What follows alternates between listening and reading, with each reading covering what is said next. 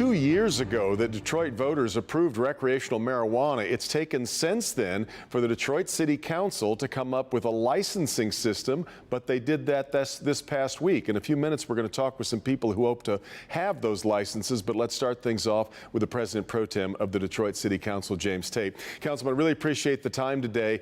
We have watched Detroit kind of fall, quite a few other communities across the state have kind of jumped out ahead of Detroit on this, and I guess some would say, you know, why was it so much harder for Detroit to get its act together?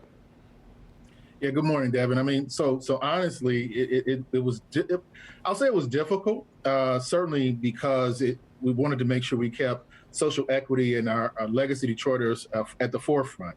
If you recall, and you kind of talked about it, we actually put an ordinance out and approved it unanimously on City Council in November of 2020. And right. Here we are in 2022. So we didn't slow walk this. We have been very strategic about how we approached it.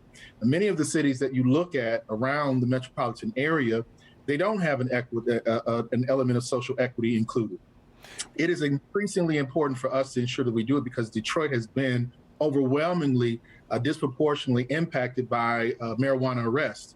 And so taking the time to do our best to ensure that we work within the framework of the law to address those ills of the past, but then also providing an opportunity in the future and the present is a bit difficult, but I believe that we have hit as close to the mark as we can based upon the laws that we have in the land. Well, let's talk about that because the words equity and legacy are a big part of the work that you've been doing. They kind of amount to preferences. I'll be honest with you, Councilman, I get a little PTSD when we talk about preferences because I always think back to the original deal on casinos. Preferences were set aside for, I guess, what you would have at the time referred to as legacy Detroiters. It meant that we missed out on Mirage, which was going to create the biggest casino, the largest employment picture, because the license went to the Greektown Group. The original Greektown Group went bankrupt. I still don't know how a casino goes bankrupt, but I guess some would say, look, what this needs to be guided by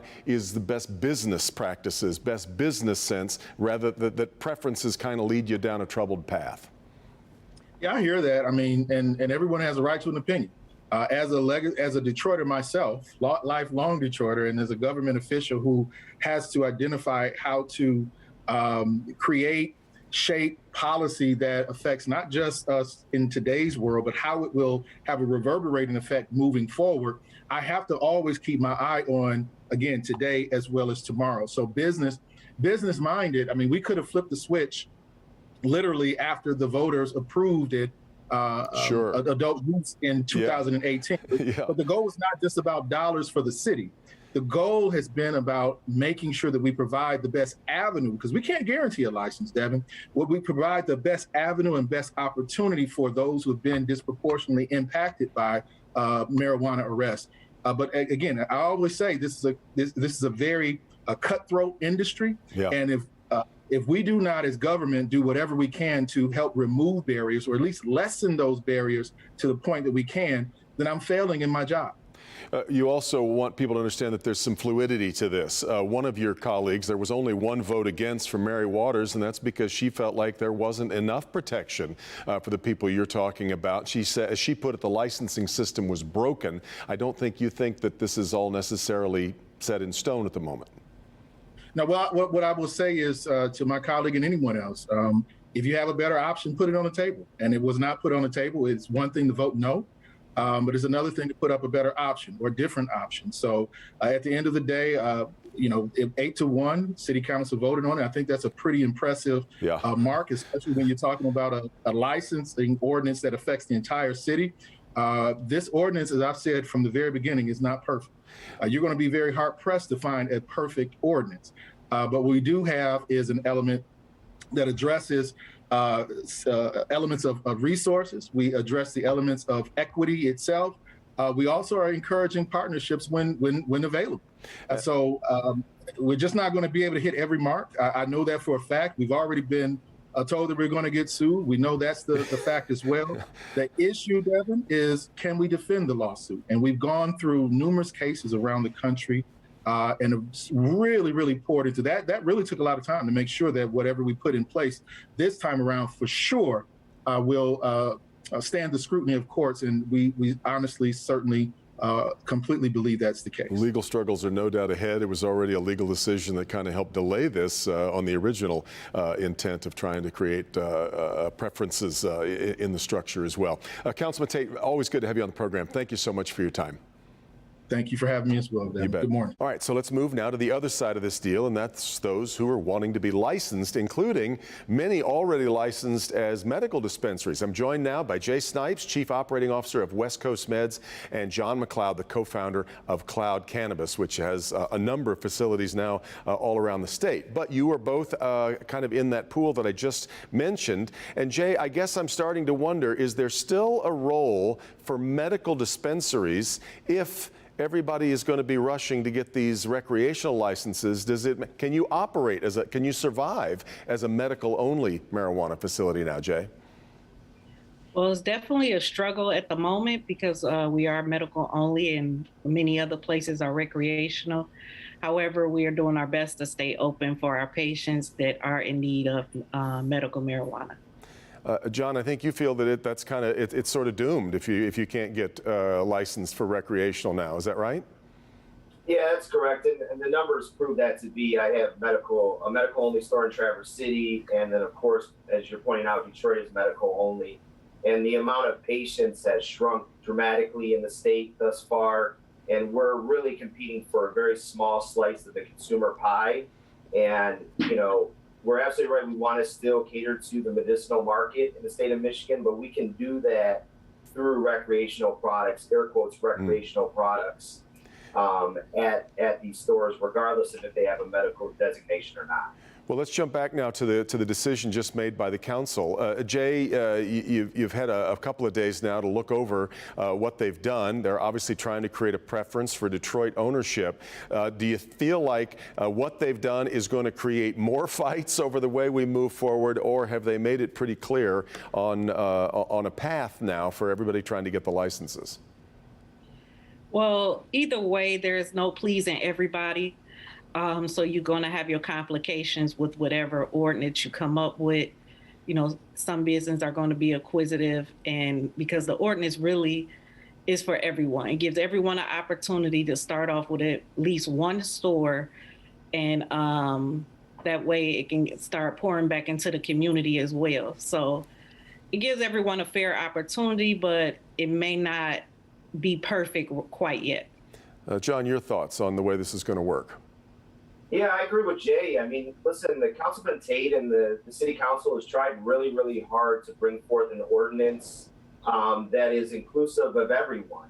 There is potential generational wealth that comes out of the cannabis industry, and City of Detroit residents, legacy Detroiters, should absolutely be able to have a slice of that pie, no question.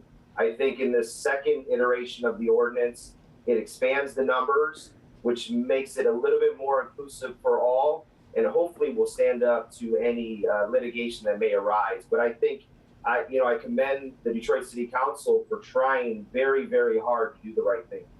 Well, it took them, that's part of why I guess it took them 2 years, didn't it? But I'm curious as to how we move forward now in a zoning sort of way, and this will be a conversation I'll need to have, I guess, with council members again. But you both know that even though Detroiters and Michiganders in general, but Detroiters overwhelmingly approved recreational marijuana, we've already seen in so many communities, voting yes doesn't mean that you want one in your neighborhood or a place down the street. So what do we do now to try and figure out the best zoning steps forward? Jay? Well, we have plenty of real estate opportunity in the city of Detroit that's empty, that's vacant. So I know some people are not used to cannabis stores being in their community. However, if we take away the negative, if we really take away the negative and think more positively, like giving back to the community is a big thing for many of the people that I work with, and just pouring money back into that immediate community that they do business with. Mm-hmm. We are a part of, we've donated to Butts, we did back to school giveaways. So if they try to adjust and adapt to the now, And I know it's not something a lot of us are used to, and understand the positive aspects that it can pour back into our community in a major way. This is a billion-dollar industry that can affect our community immediately. It is. There's a massive amount of money connected to it, that's for sure. John, your thoughts on the not in my neighborhood string that that you're going to bump up against quite a bit? Yeah, it's interesting. So fortunately, where we're located on Mack Avenue, we've had a really good relationship with the Morningside community. We have a good working relationship with the Mack Avenue Business Association. And what Cloud really focuses on doing is hyper-local engagement. And I know that's very unique to the cannabis industry in general. We really want to fold in our community into our good deeds.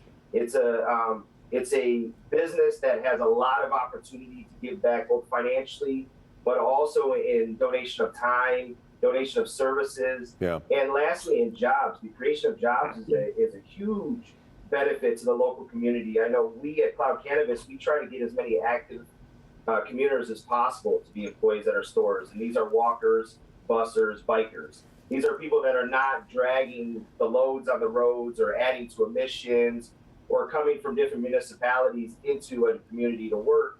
These are people that are working in stores that are in their neighborhoods. Yeah. And that right there is a huge advantage of the cannabis industry in Detroit that not being fully realized. It frames your challenges pretty well, as you've both just described it. Thank you so much. I know you both have got a long way to go here as you try to figure out the path forward, but thanks so much for the time today. I appreciate it. Thanks for having us. You bet.